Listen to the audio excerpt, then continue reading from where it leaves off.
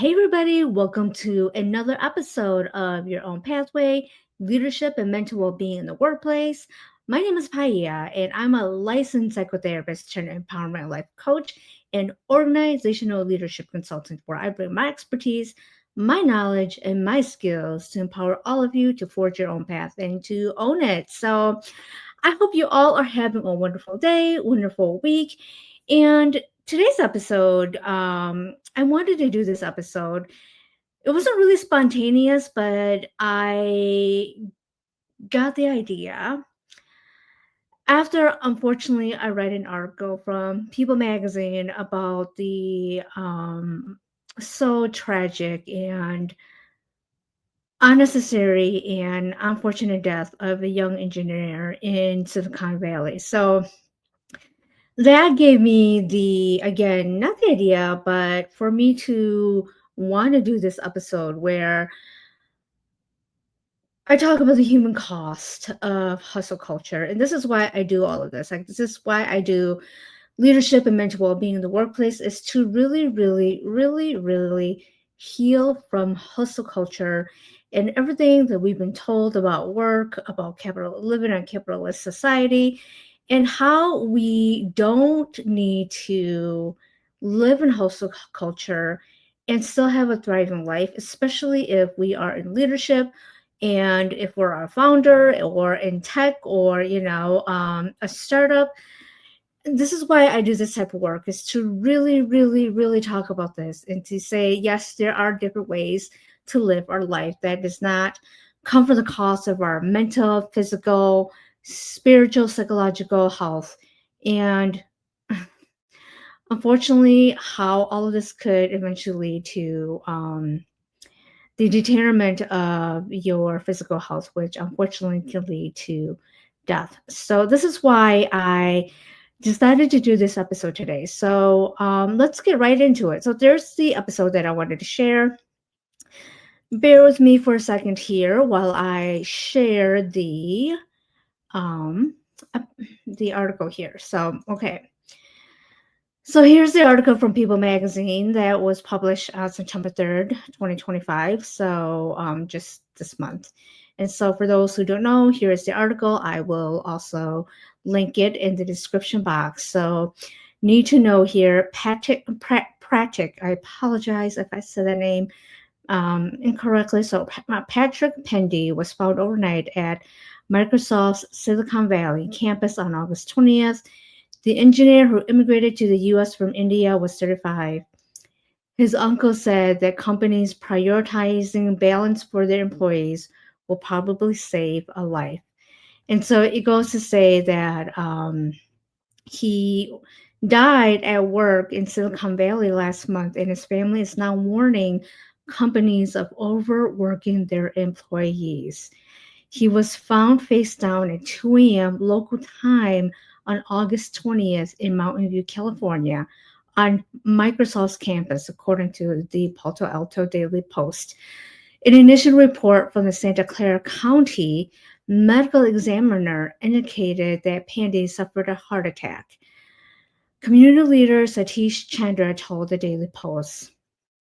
Chandra said Pandey, who immigrated from India for school in the 2010s, I apologize, and previously worked at Apple, had felt stressed before his death and had no known health issues. Police found no signs of any suspicious activity or behavior. A Mountain View police spokesperson told the outlet that Pandey's death was not treated as a criminal investigation.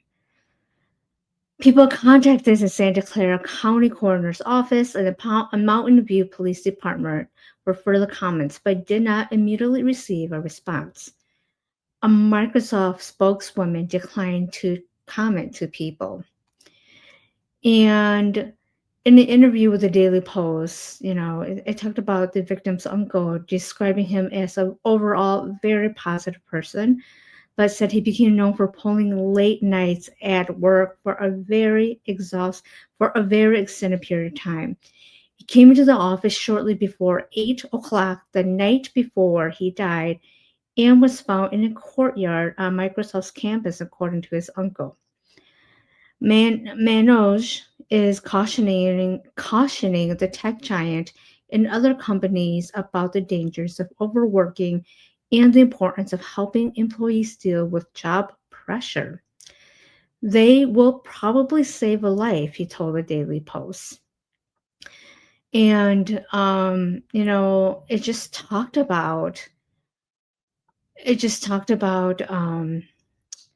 a- about the overworking of people and how there's so much pain and again so much tragedy, unnecessary death of a young person due to overworking. So that is the article here, and again that mm, this is such a necessary conversation to have, whether we want to or have not. It's happening, and this is why we need to keep having these conversations, and this is why I am doing this episode today. So reading the article, my heart just breaks for his family.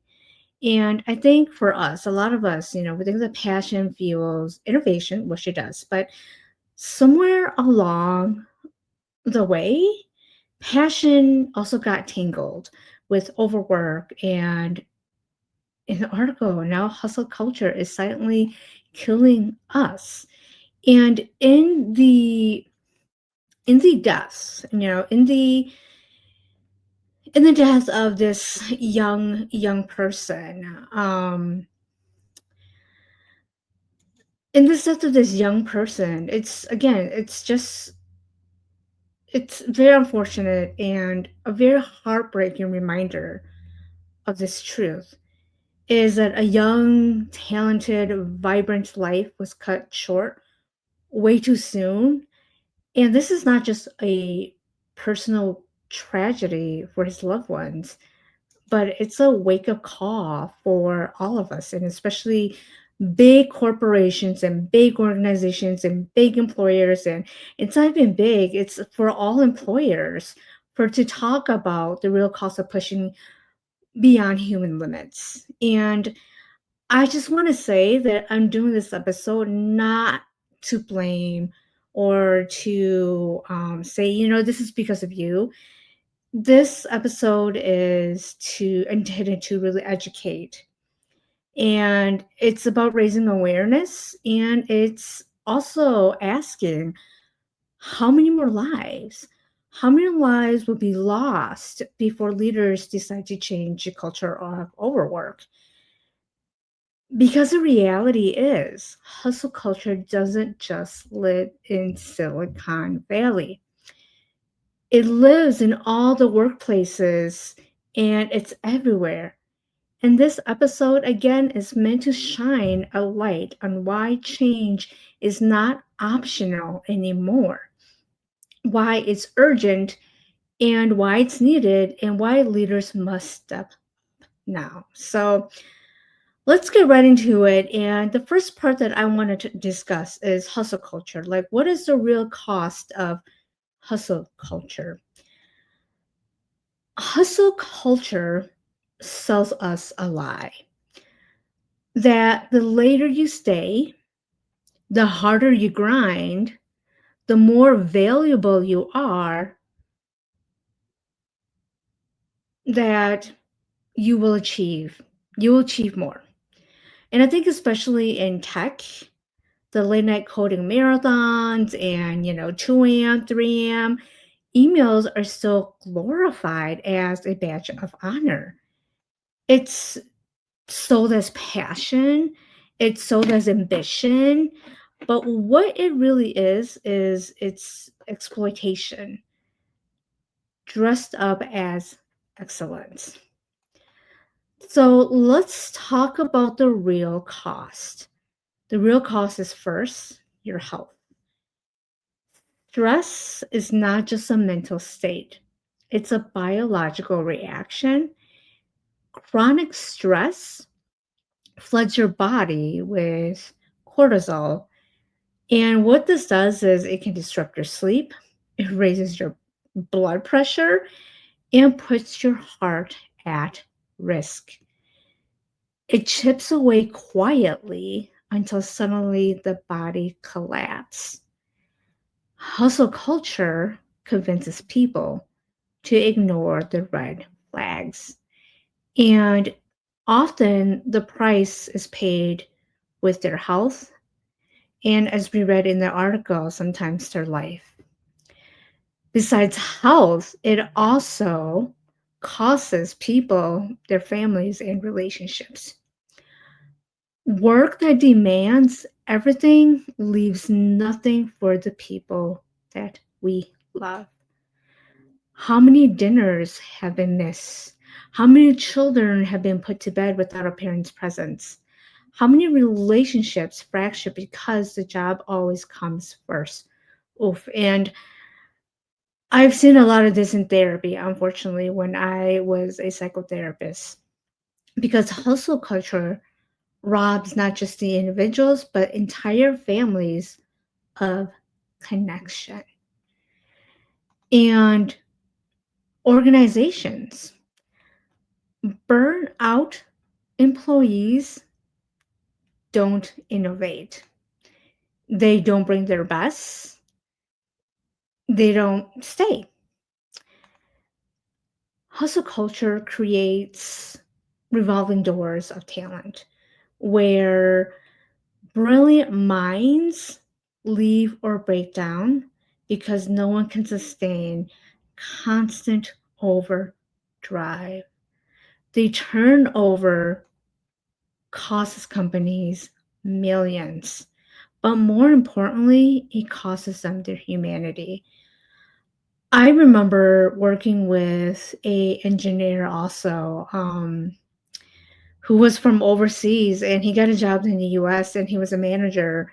And again, he was also an engineer. And one of the things that we were working on with session was sustainability for him because he was working like 60 to 70 hours a week, and he said he could do it for now, but he was telling me about all the things that he was missing out from his life, especially relationships that he wanted to build, but work often got in the way of it, that he wasn't able to build the relationships that he wanted. And what we had to really discuss in session was sustainability, was how long can you really ideally do this?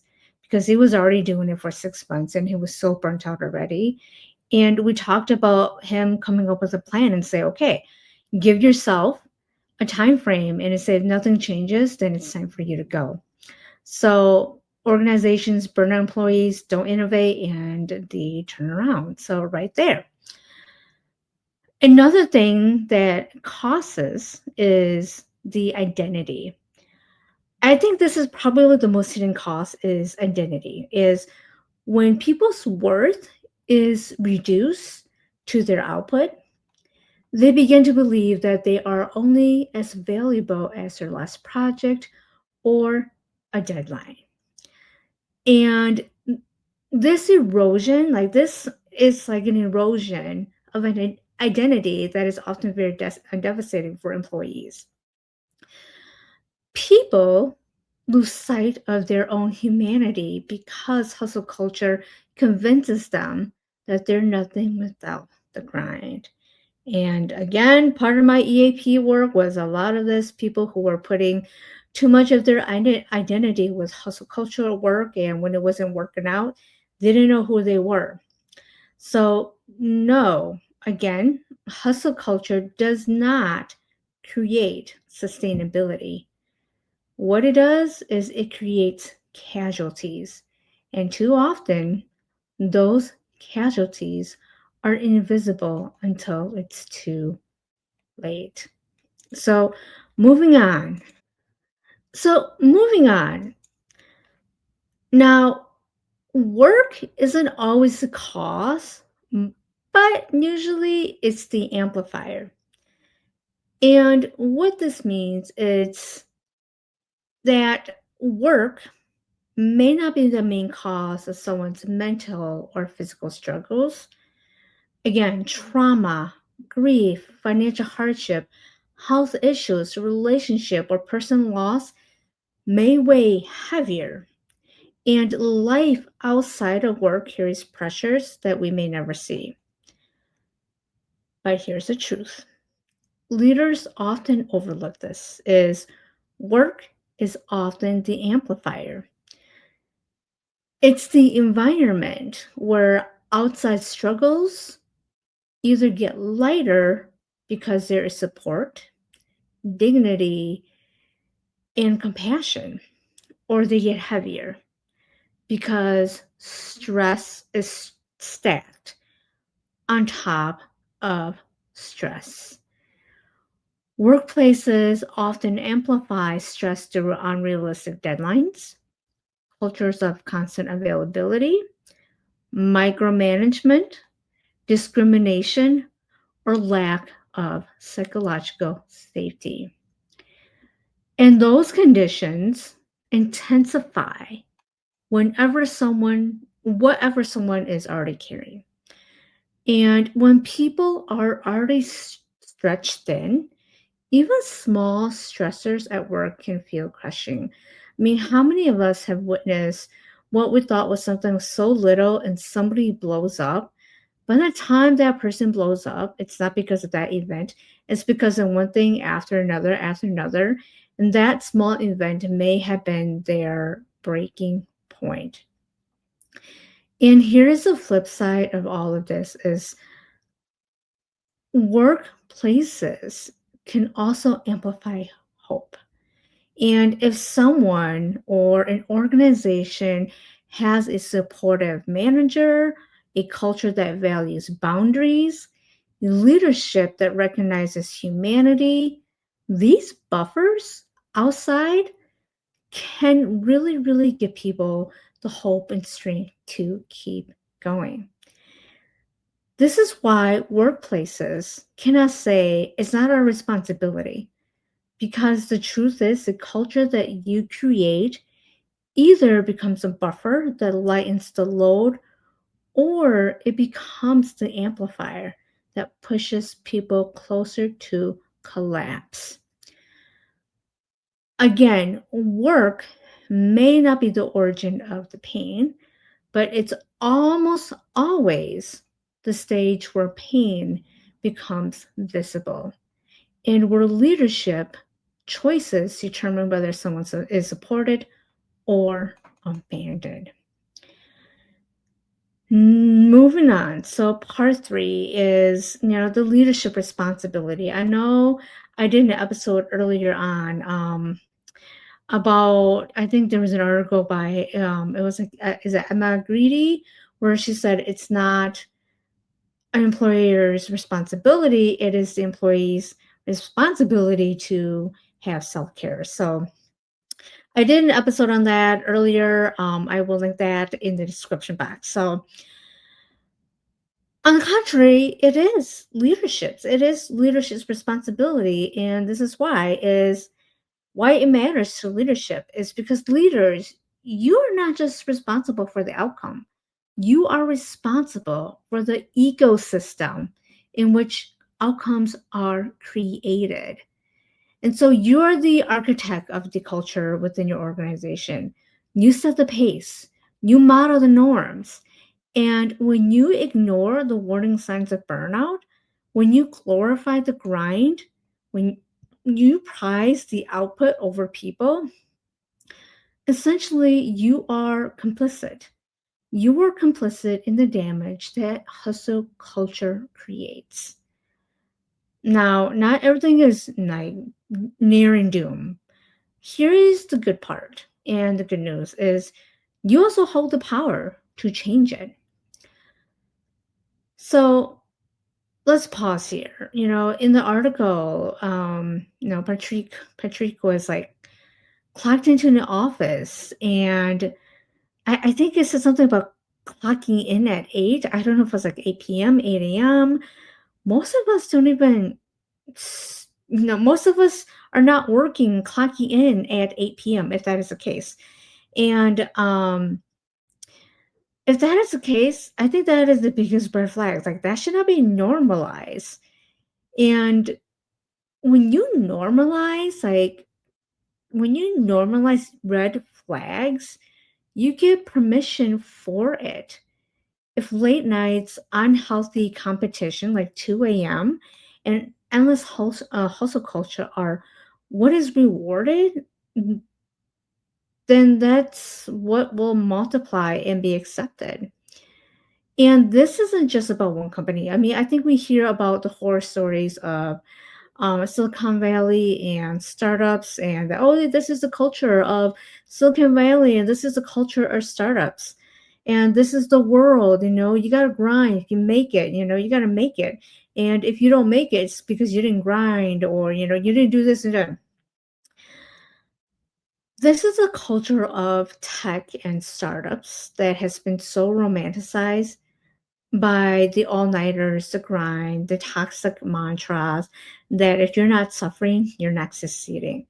That, oh, I have all the time in the world to sleep. Unfortunately, the article indicated that no, no, you don't. And I know some people have dark humor and say, well, he is now, but but you don't get to enjoy life.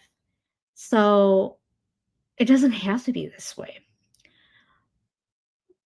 How does true leadership look? Like, if you're a leader in this type of work, or maybe not even this type of work, like, how does true leadership and true leadership responsibility look like? And so the first thing we got to do is we got to stop glorifying burnout. We do this by not celebrating all-nighters or the 70-hour work week. We stop rewarding exhaustion as if it's a badge of honor. We celebrate teams that deliver sustainability, the ones who innovate without losing their health in the process. We also redefine productivity. Productivity is not measured in hours in worked or in email sent at midnight or when you answer them. It's measured in the quality, creativity, and impact of work. Leaders who only count hours miss the brilliance that happens when people are well rested and balanced, and the innovation that occurs when we redefine productivity. I love this. Protect boundaries. My favorite B word is put policies in place that honor evenings, weekends, and vacations and holidays. Please don't send that 11 p.m. email unless it is true emergency. And I'm going to say this, you heard me all say, unless you're in health services, unless you are in law enforcement, unless are in weather services or anything that actually deals with people's lives, nothing is an emergency. Okay? Nothing is an emergency unless you are not working in those fields. So nothing is an emergency that you have to send an 11 midnight, 1, 2 a.m. email expecting an answer. Respect time. Respect time zones. Respect time zones. We're getting so global. And I just remember working with someone internationally. It was like 1 p.m. my time. So it must have been like 1 a.m. their time. I'm like, isn't it like morning for you? And they said, yeah. I'm like, what is this? I'm like, what is this? Like, is this even sustainable? Is it sustainable? Like sustainability, And I think during that time they're like, well, this is for a short time. Like, well, I hope so. But still, my heart went out to them knowing that it was like 1 a.m. for them. So please respect time zones and please respect, other people's time. Again, with the world getting smaller and smaller, respect people's time. And most importantly, also model rest yourself as a leader, please. You are the one that is the leader in this. And people will mirror the behavior that you normalize. Also, monitor the signals. And if your systems show someone who is constantly logging in late at night, that's not commitment. That's actually a red flag. Please check in with that person. Make sure your managers know how to notice and respond to this instead of quietly rewarding unhealthy patterns. Also, train your managers. Middle managers are the first line of defense. And we need to equip them to recognize the signs of burnout, stress, or withdrawal, and train them in how to respond with empathy, not just punishment. The strength of culture, of your culture, is only as strong as the people who are leading it day to day. This one is so important. I think we hear it all the time, and so many people at work is not getting this is psychological safety. So it is important to invest in psychological safety where we create a culture where people can say, you know what, I'm struggling. And they can say that without fear of retaliation or judgment.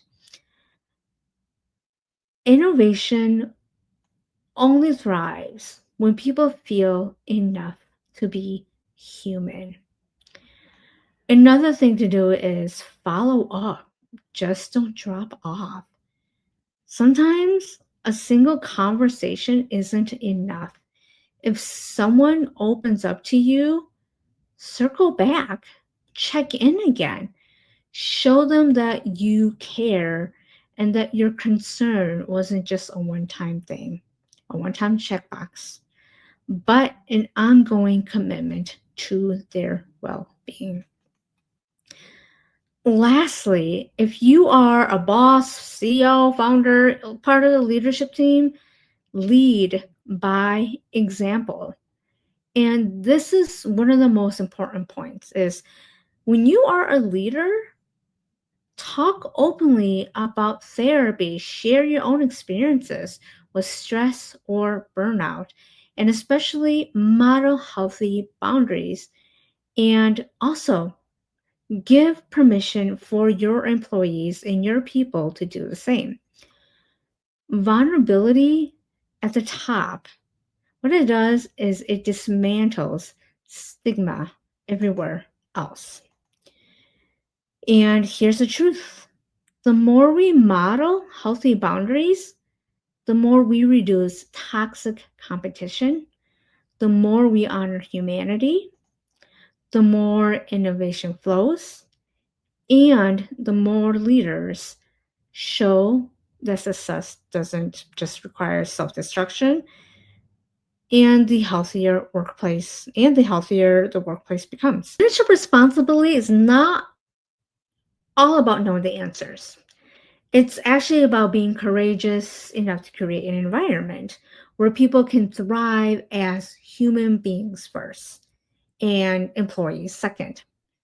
Because here's the truth again: the culture you build is either saving lives or draining them. In leaders, you hold the pen that writes that history. So, moving on, how do you move forward with all of this?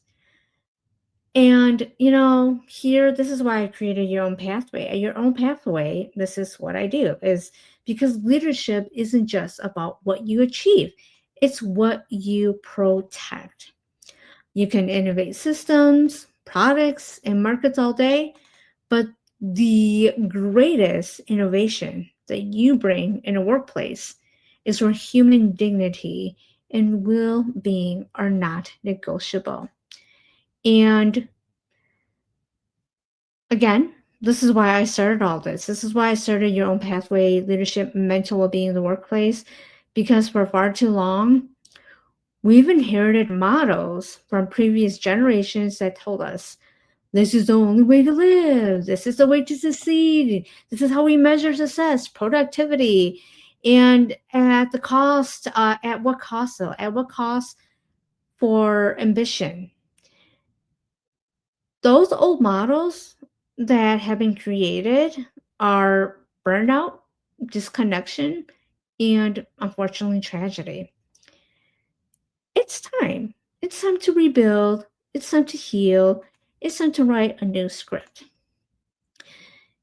If we want fewer lives lost, fewer families grieving, fewer employees collapsing under the invisible weight, then we must change the culture.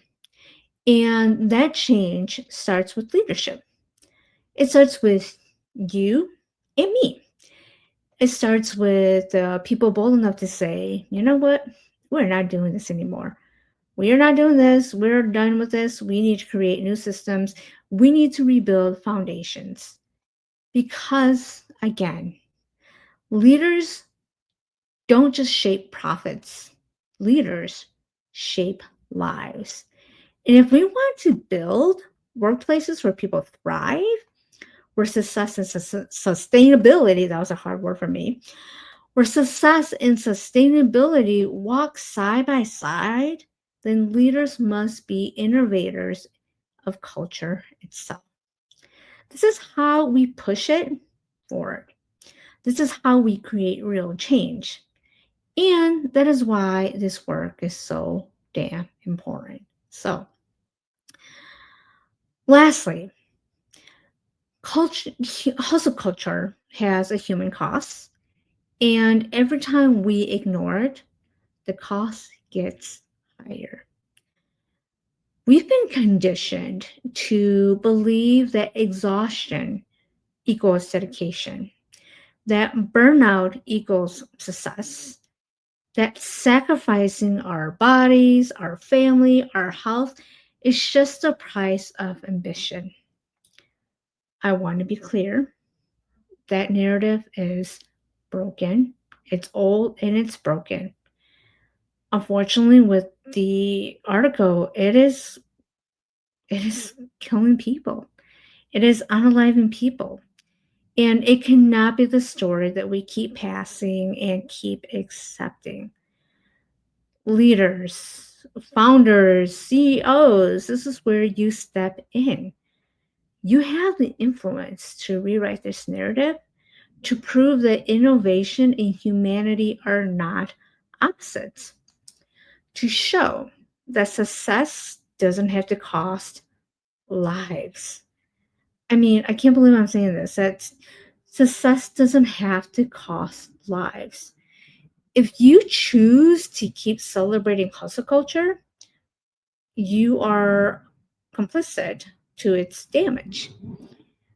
But if you choose to lead differently, you can become the generation of leaders that finally breaks the cycle. And I talked about this so much in therapy and people's growth and trauma, but like be the curse and generational breakers.